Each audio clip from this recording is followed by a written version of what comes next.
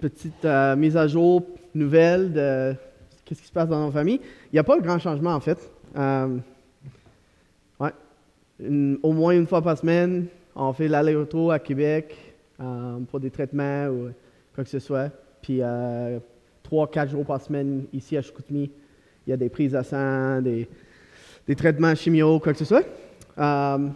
Même Lucie va bien. Elle aime jouer avec ses frères. C'est fun de ta maison. Puis vendredi, par exemple, elle a eu une transfusion de sang. Puis en revenant à la maison, elle dit Papa, des fois, à l'hôpital ici à Chicoutimi, c'est bien plate. J'ai trouvé ça drôle. Puis elle dit que l'hôpital à Québec, le CHUL, c'est le vrai. Puis ici à Chicoutimi, c'est juste pour des piqueurs. Fait que, elle n'aime pas l'hôpital de piqueurs, mais c'est ça. Comment ça marche? C'est ça. On a un plan de traitement, mais ça change beaucoup. On fait des prises de sang tout le temps, puis selon les résultats, on réagit, puis on s'adapte, puis ouais, fait que ça rend la vie un peu plus compliquée avec moi, j'aime des plans, les planifications, qu'est-ce que je vais faire la semaine prochaine, puis ça ne marche pas de même en ce moment. Mais chaque matin, quand mes pieds touchent le plancher, je me rappelle que Dieu, sa grâce, sa présence dans nos vies est plus sûre que le plancher en dessous de mes pieds. Fait que ça, c'est il nous soutient, il est notre abri. On continue. Ce matin, c'est le dernier message de notre série de l'identité en Jésus, de l'identité collective qu'on a en Jésus. Fait que c'est les porteurs de la bonne nouvelle. Fait que l'autre façon à dire, c'est les messagers de joie. Fait que tu peux prendre n'importe quel que tu veux. Porteuse de la bonne nouvelle ou un messager de joie, pour moi, c'est la même identité. Mais c'est qui nous sommes. C'est pas juste quelque chose qu'on fait. Fait que c'est tellement important. Puis on commence là. Je vais commencer avec une histoire. As-tu entendu l'histoire du club de pêche qui ne pêche pas? Le club est situé dans une communauté entourée des lacs, des rivières qui abondent en poissons. Les membres du club se réunissent régulièrement pour parler de la pêche. Ils ont travaillé dur pour définir et redéfinir la pêche. Ces gens sont passionnés par la pêche. Ils se rassemblent pour apprendre à identifier les différents types de poissons, les meilleures méthodes pour attraper chaque type de poisson. Ils ont assisté à des conférences sur la pêche. Ils ont dressé une liste des meilleurs sites de pêche dans leur région. Mais personne ne va à la pêche. Ils ont décidé qu'ils avaient besoin de quelques personnes pour étudier la pêche plus en profondeur, d'autres pour fabriquer les meilleurs équipements de pêche et d'autres encore pour encourager les pêcheurs. Ils n'avaient donc pas beaucoup de temps pour aller pêcher. Kevin, c'est toujours Kevin, hein? Probablement Kevin Tremblay, en fait. Kevin s'est passionné par la pêche après sa première réunion de club. Il est allé pêcher et attraper un poisson. Lors de la réunion suivante, il a raconté ton histoire. Il était honoré par son succès et on lui a dit qu'il avait un don spécial. Il a fait le tour de la région pour parler de la pêche. Il devient directeur du club. Au fil du temps, Kevin a eu assez de parler de la pêche. Il voulait aller pêcher.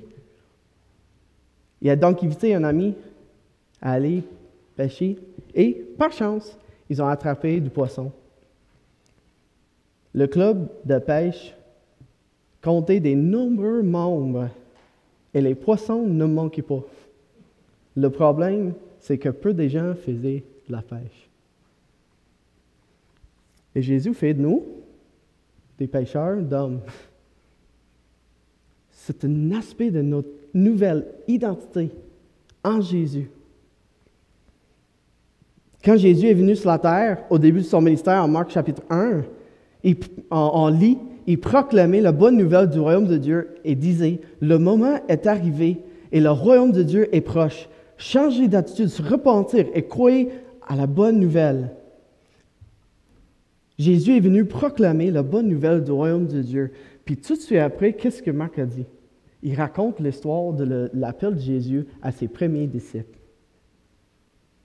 Comme il marchait le long du lac de Galilée, il vit Simon et André, frère de Simon, qui jetaient un filet dans le lac.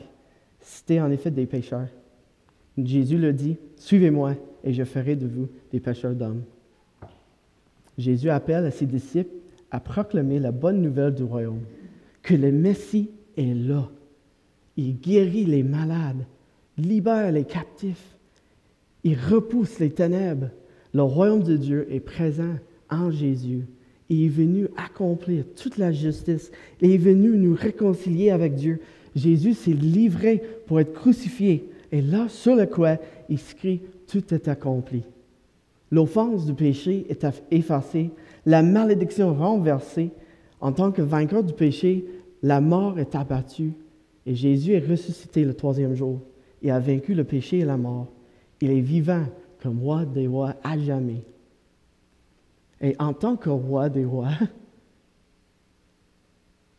il dit, « Tout pouvoir m'a été donné dans le ciel et sur la terre. Allez donc, faites de toutes les nations des disciples. » C'était notre dernier message ensemble.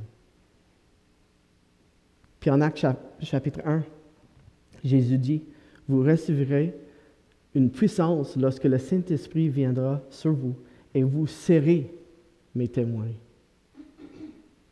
Ce n'est pas la même chose que vous feriez mes témoins. Vous serez mes témoins à Jérusalem, dans toute la Judée, dans la Samarie et jusqu'aux extrémités de la terre.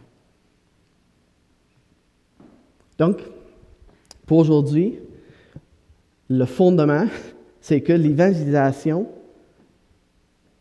des non-croyants n'est donc pas simplement un programme qu'on gère un ministère de l'Église.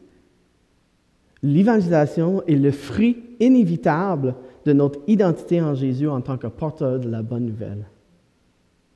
Ce qui fait de nous ses témoins. Puis l'évangélisation, c'est le fruit de cette identité-là. Fait que mon objectif, c'est de nous aider à accepter joyeusement notre identité de porteur de la bonne nouvelle afin qu'on prenne des pas de foi pour annoncer l'Évangile. Ça, c'est mon objectif. À nous aider à accepter joyeusement cette identité comme porteur de la bonne nouvelle, messager de joie. Actes chapitre 8. Actes chapitre 8. Un ange du Seigneur s'adressa à Philippe en disant, « Lève-toi et va en direction du sud, sur le chemin qui descend de Jérusalem à Gaza, celui qui est désert. » Il se leva et partit. Or, un eunuque éthiopien, haut fonctionnaire de Candace, la reine d'Éthiopie, et administrateur de tous ses trésors, était venu à Jérusalem pour adorer. Il repartit, assis sur son char, et lisait le prophète Ésaïe. L'Esprit dit à Philippe, « Avance et approche-toi de ce char. » Philippe accourut et entendit l'Éthiopien lire le prophète Ésaïe. Il lui dit, « Comprends-tu ce que tu lis? » L'homme répondit, « Comment le pourrais-je si personne ne me l'explique? » Et invita Philippe à monter et à s'asseoir avec lui. Le passage de l'Écriture qu'il lisait était celui-ci. Il était conduit comme une brebis à l'abattoir et pareil à un agneau muet devant celui qui le tond. Il n'ouvre pas la bouche. Dans son humiliation, la justice lui a été refusée. Et à sa génération, qui en parlera? En effet, sa vie a été supprimée de la terre. L'eunuque dit à Philippe, « Je t'en prie, à propos de qui le prophète dit-il cela? Est-ce à propos de lui-même ou de quelqu'un d'autre? » Alors Philippe prit la parole et en partant de ce texte de l'Écriture, il lui annonça la bonne nouvelle de Jésus. Comme ils continuaient le chemin, ils arrivèrent à un point d'eau. L'eunuque dit, « Voici de l'eau. Qu'est-ce qui empêche que je sois baptisé? » Philippe dit, « Si tu crois de tout ton cœur, cela est possible. L'eunuque répondit, « Je crois que Jésus-Christ est le Fils de Dieu. » Il fit arrêter le char. Philippe et l'eunuque descendirent tous les deux dans l'eau, et Philippe baptisa l'eunuque.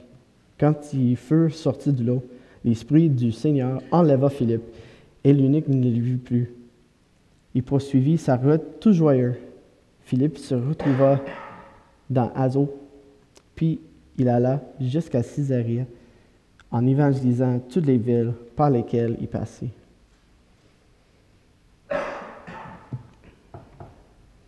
Trois questions. Qui est Philippe? Qu'est-ce qu'il fait?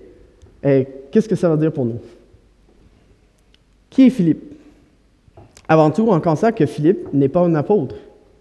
Il n'est pas un des 12. C'est important.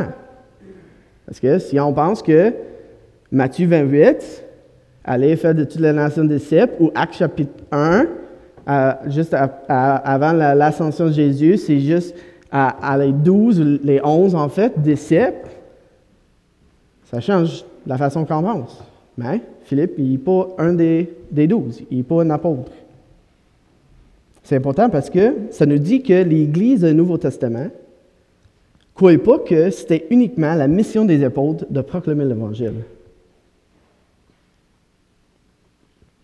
C'est la mission confiée à tous les disciples de Jésus.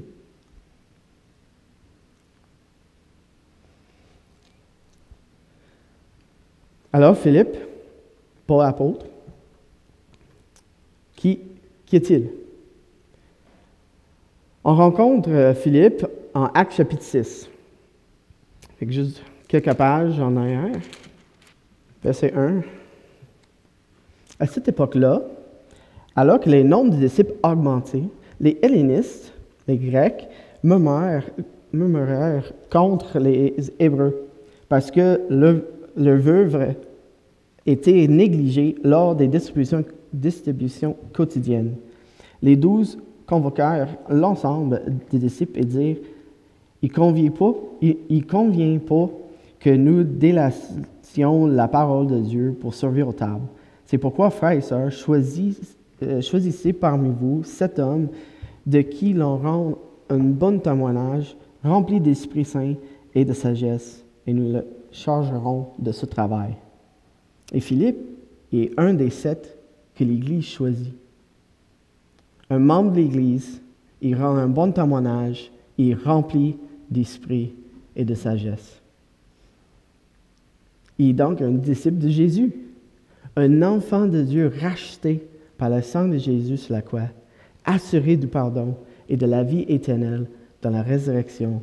Il est rempli du Saint-Esprit à la gloire de Jésus, choisi, sauvé, aimé, formé pour proclamer l'Évangile et faire des disciples de Jésus.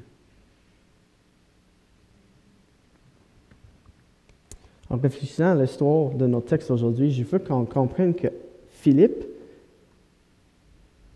il ne partage pas la bonne nouvelle de Jésus par obligation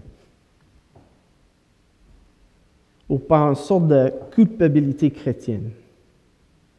Il annonce l'Évangile parce que c'est qui il est.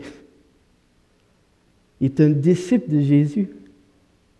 Il est porteur de la bonne nouvelle. Mes amis, en Jésus, on est porteur de la bonne nouvelle. Par sa mort et sa résurrection et en envoyant son Esprit qui demeure en nous, Jésus fait de nous des messagers de l'Évangile, des messagers de joie, des ambassadeurs du Christ, des porteurs de la bonne nouvelle. Fait que Philippe, c'est un disciple, plein d'esprit, plein de sagesse, un diacre, on peut dire, dans l'Église, puis un disciple qui annonce la bonne nouvelle de Jésus, ce qu'il fait. Question 2, qu'est-ce qu'il fait? Dans les premiers versets du chapitre 8, on apprend que l'Église est dispersée à cause de la persécution. Fait une communauté de disciples se rend dans Samarie et qu'est-ce que cette communauté fait? Qu'est-ce qu'elle fait, cette communauté-là? Elle prêche l'Évangile. En verset 4, ceux qui avaient été dispersés allaient de lieu en lieu en annonçant annoncer la bonne nouvelle de la parole. Philippe descendit dans la ville de Samarie et y prêcha le Christ. Les foules tout entières étaient attentives à ce que disait Philippe lorsqu'elles apprirent et virent les signes miraculeux qu'il accomplissait. En effet, des esprits impurs sortaient de beaucoup de démoniaques et poussant des grands cris, et beaucoup de paralysés et de boiteux étaient guéris. Il y eut une grande joie dans cette ville. Fait que Philippe, il participe à un projet communautaire. Parler de Jésus aux gens était la couture de l'Église. Il participe d'un projet communautaire. C'est toute l'Église qui prêche l'Évangile, qui proclame la bonne nouvelle de Jésus. Puis Philippe, il tout simplement juste participé à cette œuvre. Cette Église avait une culture d'évangélisation. Jésus avait transformé leur vie. Beaucoup d'entre eux avaient vu Jésus ressusciter. Ils ne pouvaient pas rester silencieux. Quelle que soit la situation, la circonstance dans laquelle ils se trouvaient, ils parlaient de l'amour qu'ils avaient pour Jésus. C'est vrai. On parle de ce qu'on aime. Soit les sports, la musique, la politique, la famille, les petits-enfants, ou même les choses qui nous dérangent. On aime ça, hein? C'est comme des blagues par rapport aux ingénieurs. On a quelques-uns dans notre église. Puis la blague, c'est comme, comment tu sais que quelqu'un est un ingénieur? Ils vont te dire.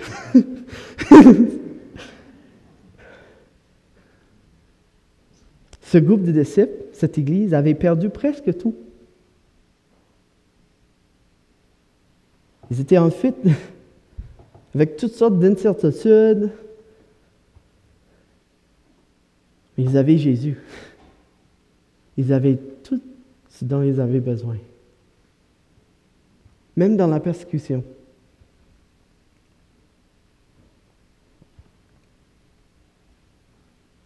L'un des plus grands combats auxquels on est confronté, c'est qu'on est tenté chaque jour de trouver notre identité dans quelque chose d'autre que Jésus. Soit le travail, un conjoint ou conjointe, nos capacités, nos réputations, notre sexualité, notre richesse. Et je veux nous rappeler à Jésus ce matin. Si tu crois en Jésus, ton identité est cachée en lui. Oui, célébrez les bénédictions que Dieu vous a données, c'est sûr. Prenez plaisir à la bonté des dispositions de Dieu, mais ne laissez pas les laissez pas vous définir. Regardez vers Jésus et trouvez votre identité en lui. Tu lui appartiens. Il t'a acheté par sa vie et sa mort. Tu es un disciple de Jésus habité par son esprit. Tu es ambassadeur envoyé par le roi Jésus. Tu es messager de joie, un porteur de la bonne nouvelle. Je suis convaincu qu'une grande partie de nos mécontentements dans nos vies chrétiennes viennent du fait qu'on se cache notre identité de porteur de la bonne nouvelle. J'en ai fait l'expérience dans ma propre vie. Je l'ai constaté dans la vie des nombreux amis et disciples de l'Église. Ils viennent me voir puis me disaient « Oh, je ne suis pas content avec comme mon état, mon âme, tu sais, ma foi, je ne grandis pas dans ma foi, j'essaie de suivre le Seigneur, mais je ne progresse pas. » Et si je pose la question, c'est même comme je lis ma Bible, je prie, et j'ai l'impression que rien n'a changé. Rien ne change dans ma vie. Puis si je pose la question, quand as-tu partagé ta foi avec quelqu'un d'autre pour la dernière fois? Quand est-ce que la dernière fois que tu as parlé de Jésus avec un ami, un membre de ta famille qui ne connaît pas Jésus? La réponse, quasiment tout le temps, c'est « Oh, ça fait un bout, non? » Je ne cherche pas à nous motiver à annoncer l'Évangile à cause de la culpabilité un matin, mais j'essaie de nous orienter vers l'acceptation joyeuse de notre identité comme messager de joie, de porter de la bonne nouvelle. La parole de Dieu est vivante et transforme les vies. Elle sauve les gens des ténèbres. Elle rend les cœurs morts vivants en Jésus. Notre Dieu, il a créé toutes choses par la puissance de sa parole. Et même si nous avons rejeté sa parole, Dieu a planifié une promesse de salut. La parole éternelle de Dieu, ça fait chair. Jésus a annoncé la bonne nouvelle du salut en tant que parole faite chair. Il a accompli le salut sur la croix et par sa résurrection, il a assuré le salut de tous ceux qui croient en la parole éternelle. Lui, Jésus. Il fait de nous des porteurs de cette bonne nouvelle. Et lorsqu'on voit cet évangile comme glorieux, on accepte joyeusement notre identité de porteur de la bonne nouvelle et on annoncera Jésus avec ceux qui ont besoin de lui. J'ai jamais rencontré un disciple de Jésus qui dit « Ah, je regrette que j'ai partagé l'Évangile avec ce gars-là. » Jamais. Tu ne regrettes pas. Tu as ouvert ta bouche et parlé de Jésus. Retournons à Philippe sur la route de Gaza. 26. Un ange du Seigneur s'adressa à Philippe en disant « Lève-toi et va en direction du sud sur le chemin qui descend de Jérusalem à Gaza, celui qui est désert. » Il se leva et partit. Un eunuque éthiopien, haut fonctionnaire de Candace, la reine d'Éthiopie, et administrateur de tous ses trésors, était venu à Jérusalem pour adorer. Il repartit assis sur son char et lisait le prophète Ésaïe. L'Esprit dit à Philippe, avance et approche-toi de ce char. Philippe accourut et entendit l'Éthiopien lire le prophète Ésaïe. Il lui dit, comprends-tu ce que tu lis? Un ange lui dit de partir et qu'est-ce qu'il a fait? Il partit. L'Esprit de Dieu le guide. Philippe fait partie de l'Église qui proclame la bonne nouvelle, qui annonce la bonne nouvelle partout où elle se trouve. Lui, il se retrouve en Samarie où il annonce l'Évangile à la ville, puis il y a un grand joie, on lit dans la ville.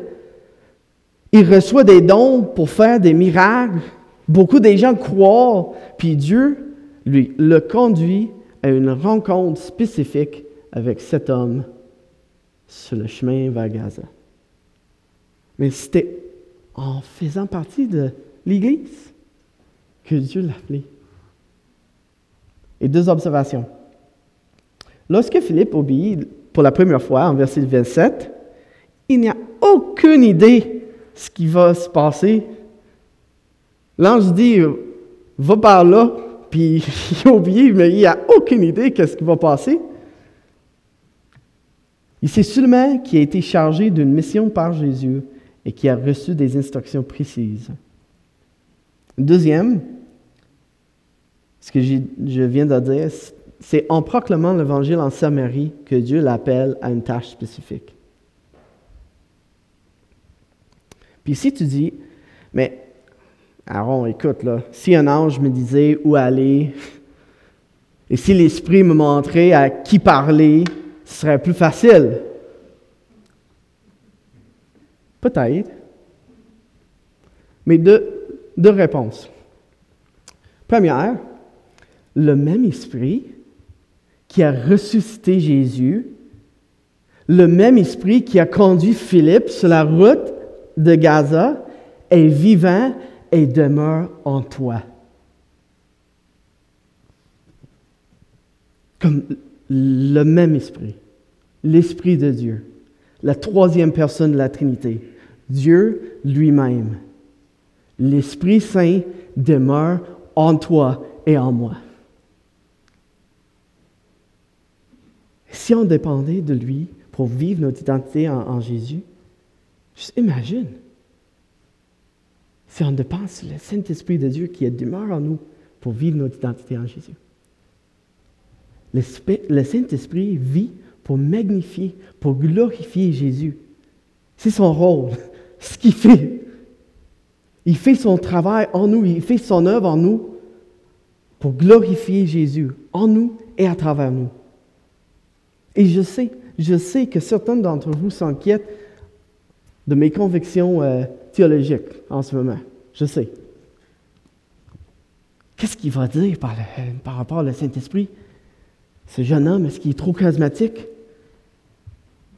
Peut-être tu penses que c'est un missionnaire anglophone, il est plein d'énergie, il est radical. Genre.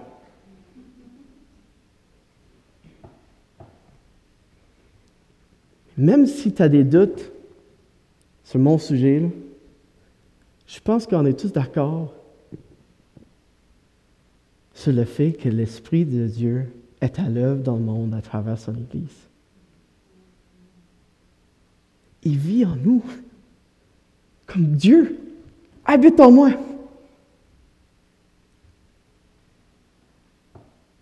On peut dépendre de lui pour toute notre vie et notre ministère, y compris pour la proclamation de l'Évangile.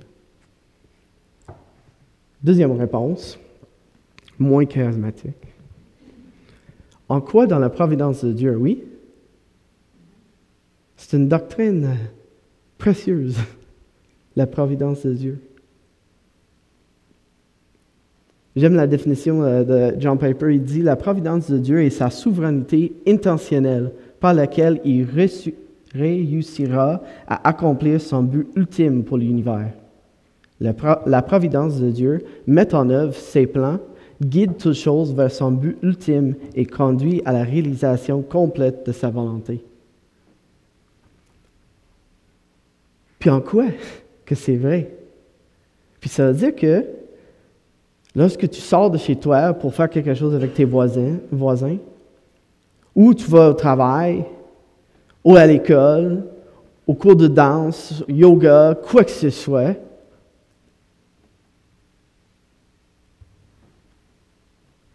Dieu a déterminé les personnes avec lesquelles tu vas interagir. En quoi ça? Fait que peut-être oui, c'est plus facile si un ange dit « voilà ». Mais chaque instant de ta vie est ordonné par Dieu.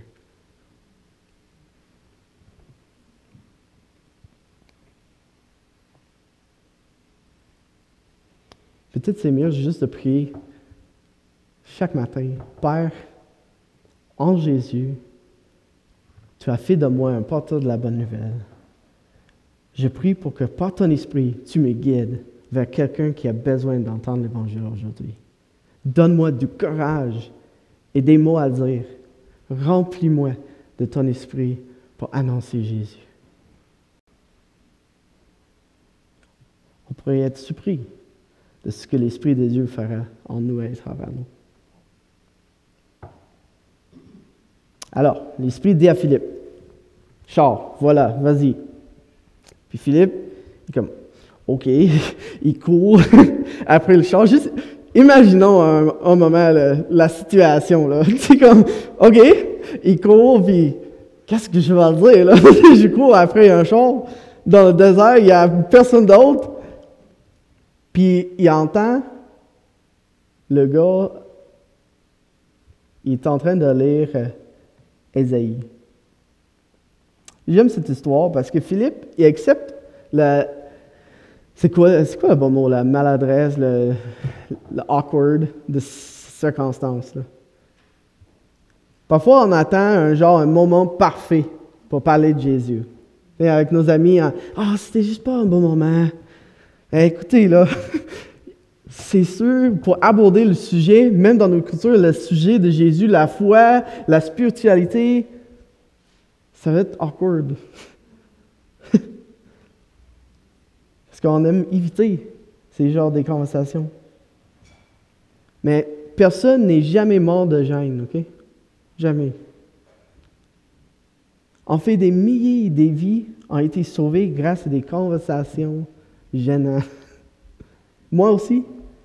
J'étais assis dans un cours d'anglais, troisième année de l'université, puis un ami, il est venu en classe, puis il s'assit à côté de moi, puis il dit, « Qu'est-ce que tu en penses de Jésus, toi? » OK. Puis, c'est ça, des 2-3 semaines par la suite, j'ai pensé à ça, j'ai réfléchi, comme, j'avais pas une bonne réponse à ça. J'ai grandi dans l'église, puis je connaissais pas mal toutes les histoires, puis la doctrine, puis tout ça. Mais Jésus a utilisé ce gars pour transformer ma vie.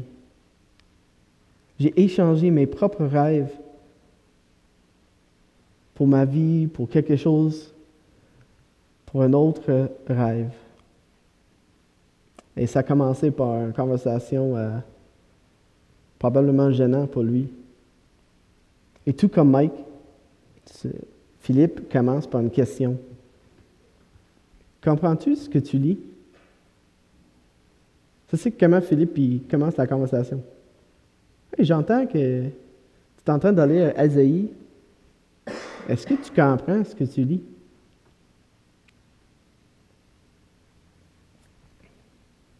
Je me demande si on pourrait faire la même chose.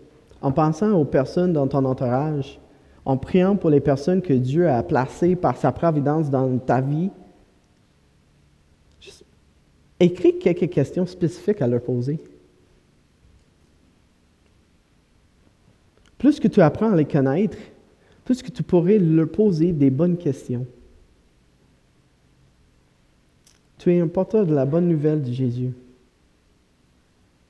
Posez des questions pour présenter Jésus d'une façon attirante. Présentez notre roi d'une manière digne de sa grandeur, de sa gloire, sa bonté, son autorité. Je ne dois pas de parler de Jésus.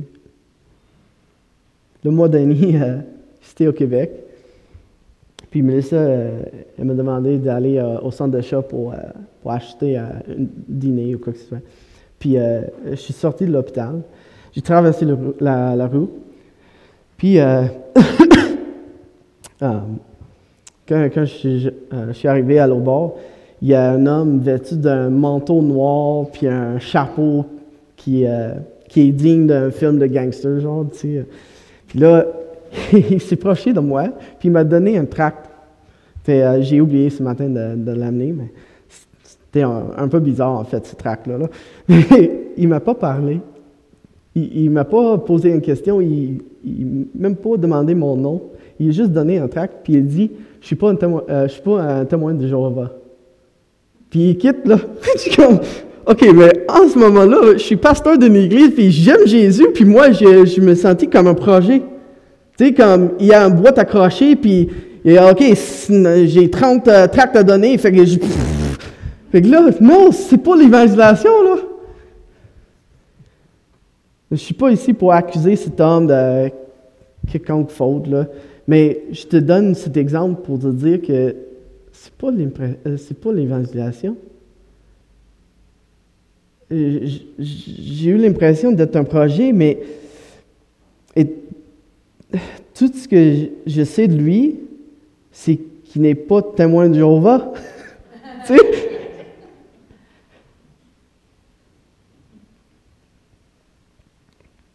Il ne semblait pas croire qu'il me donnait la meilleure nouvelle du monde. Il ne m'a pas invité à une conversation.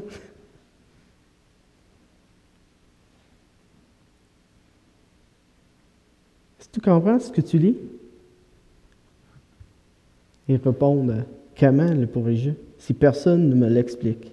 Et invita Philippe à monter et à s'asseoir avec lui. Sa conclusion est compréhensible.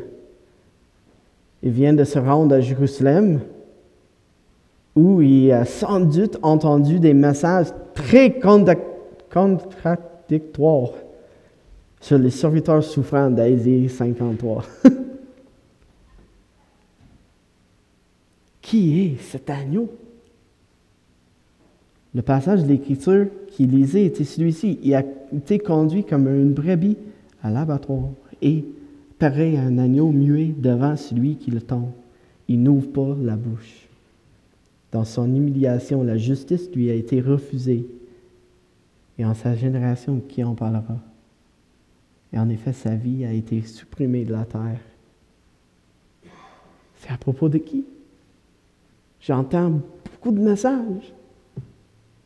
C'est un faux prophète.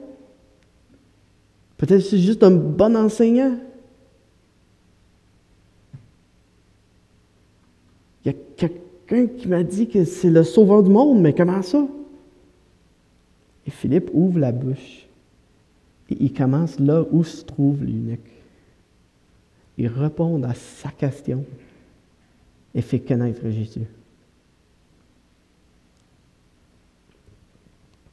On a été créés pour connaître, aimer, adorer Dieu. C'est la raison pour laquelle on existe, mais on l'a rejeté. On veut s'adorer nous-mêmes, adorer les autres, adorer les choses créées, plutôt qu'adorer Dieu. On préfère nous définir nous-mêmes plutôt que de laisser Dieu nous dire qui on est. Et ce rejet de Dieu est le péché. Ce péché nous empêche de connaître, d'aimer, d'adorer Dieu comme il faut. Et nos rejets a rompu, a brisé notre relation avec Dieu, puis le reste de la création. Le seul moyen d'entrer en présence de Dieu est de retrouver notre véritable raison d'être et d'effacer nos péchés, devenir parfait. Dieu a promis qu'il enverra un Messie qui serait parfait. Il souffrirait la mort que le péché méritait, afin que tous ceux qui croient en lui ne périssent pas, mais aient la vie éternelle. L'agneau de Ésaïe 53, c'était une vraie personne. Il est le Fils de Dieu, véritablement Dieu, véritablement homme. Il a fait ce qu'il dit, ce passage. Il s'est sacrifié sur une croix romaine. Il est mort. Mais mon ami, il n'est pas encore mort, il est ressuscité. L'agneau immolé est vivant et il t'appelle à lui faire confiance pour la vie éternelle. Il t'offre le pardon pour son sacrifice, avoir la vie éternelle par sa résurrection. Il t'offre de te débarrasser de ton sujet, d'effacer tes péchés et de te donner sa perfection. C'est la plus grande nouvelle du monde.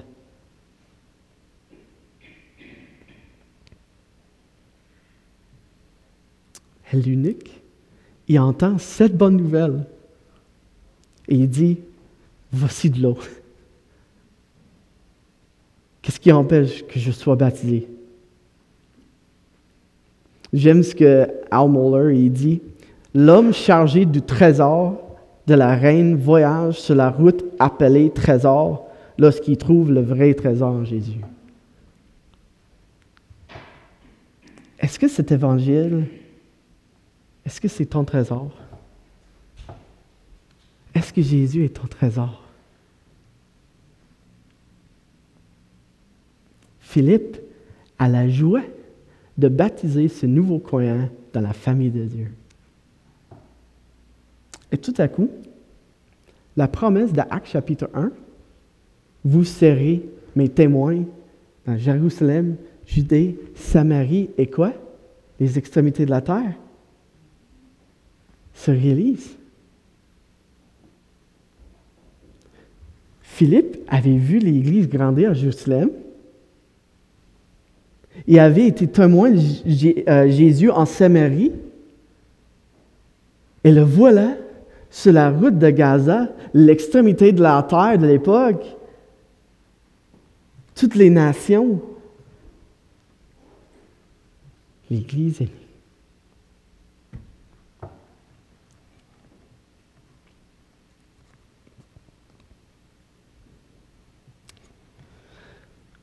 J'ai prié ce matin, en pensant de ce message, j'ai prié pour votre Église, que chaque disciple de Jésus présent dans cette salle aujourd'hui soit témoin du baptême de quelqu'un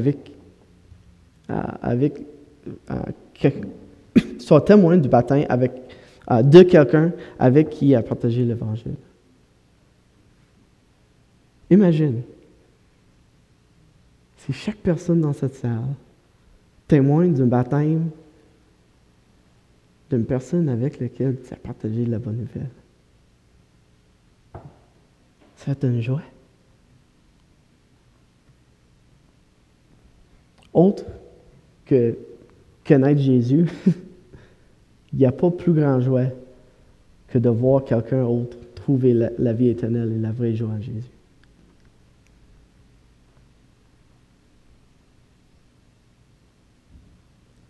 Quand ils furent sortis du lot, l'Esprit du Seigneur enleva Philippe et l'eunuque ne le vit plus. Il poursuivit sa route tout joyeux. Tout comme la ville de Samarie en verset 8, où on lit « Il y eut une grande joie dans cette ville », et cette même joie était dans le cœur de cet eunuque. La proclamation de l'Évangile produit la joie éternelle de connaître et d'être connu par le Dieu de l'univers en Jésus. Nous aimons le bonheur. Nous recherchons le bonheur, le vrai bonheur, l'Évangile et le message qui apporte le vrai bonheur.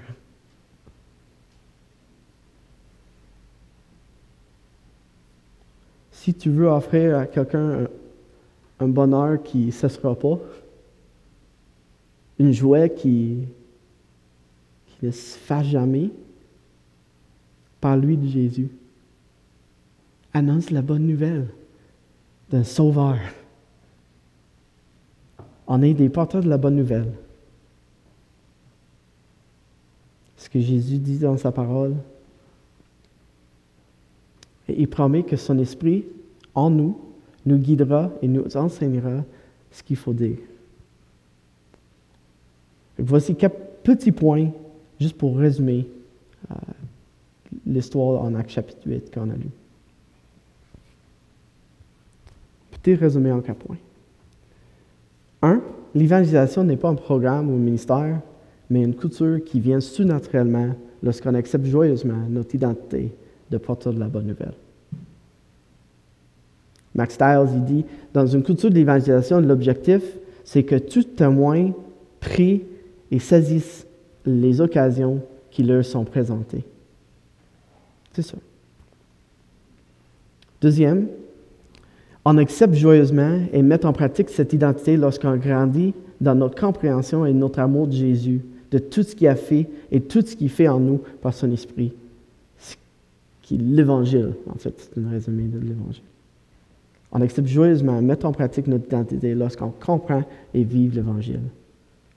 Cherchez donc des occasions d'entendre le message de l'Évangile révélé dans les Écritures. Chez toi le matin, avec un café. L'après-midi, avec des amis chez Tim Hortons, je ne sais pas. Le soir, avec ta femme, ton mari. Le dimanche matin. Profitez des occasions d'entendre l'Évangile. Troisième, on dépend et on suit la direction de l'Esprit dans nos vies. L'Esprit de Dieu est à l'œuvre en nous et à travers nous. Ce que Actes chapitre 8 nous montre, c'est qu'on n'a pas besoin des nouvelles méthodes, mais plutôt d'un nouveau courage. Et ça vient du Saint-Esprit. Ça ne veut pas dire qu'on ne devrait pas réfléchir à la manière qu'on fait l'évangélisation. Okay? C'est bien d'avoir ces conversations-là, mais ce n'est pas dans nos méthodes qu'on trouve la puissance, le pouvoir du Saint-Esprit. Quatrième, notre identité en Jésus, notre amour pour Jésus, notre compréhension de l'Évangile et notre dépendance à l'égard du Saint-Esprit nous conduiront à prêcher l'Évangile partout où on s'en va. C'est qui nous sommes. On regarde Jésus, puis on écoute ce qu'il dit de nous. Puis on marche par la foi. Ma prière est que nos églises ne soient pas comme le club de pêche où personne ne pêche pas, où personne ne pêche, mais plutôt remplis des disciples de Jésus qui non seulement aiment parler de pêche, mais mettent en pratique tout ce qu'ils ont appris en montant dans le bateau pour aller pêcher ensemble. Je prie qu'on accepte joyeusement notre identité de porteur de la bonne nouvelle, afin qu'on puisse prendre des pas de foi pour annoncer l'Évangile aux gens qui ont besoin de l'entendre. Amen. Seigneur, merci pour le message de l'Évangile, pour la gloire de Dieu révélée dans les Écritures, l'histoire qui pointe vers Jésus sur la croix et sa résurrection. Tu fais de nous des messagers de joie, des porteurs de cette bonne nouvelle. Seigneur, aide-nous de mettre à côté nos idoles, nous-mêmes, pour accepter joyeusement cette identité. Donne-nous la joie de parler de Jésus, de présenter notre Sauveur aux gens qui ont besoin de l'entendre. Produis ça en nous, par ton esprit, je prie. Amen.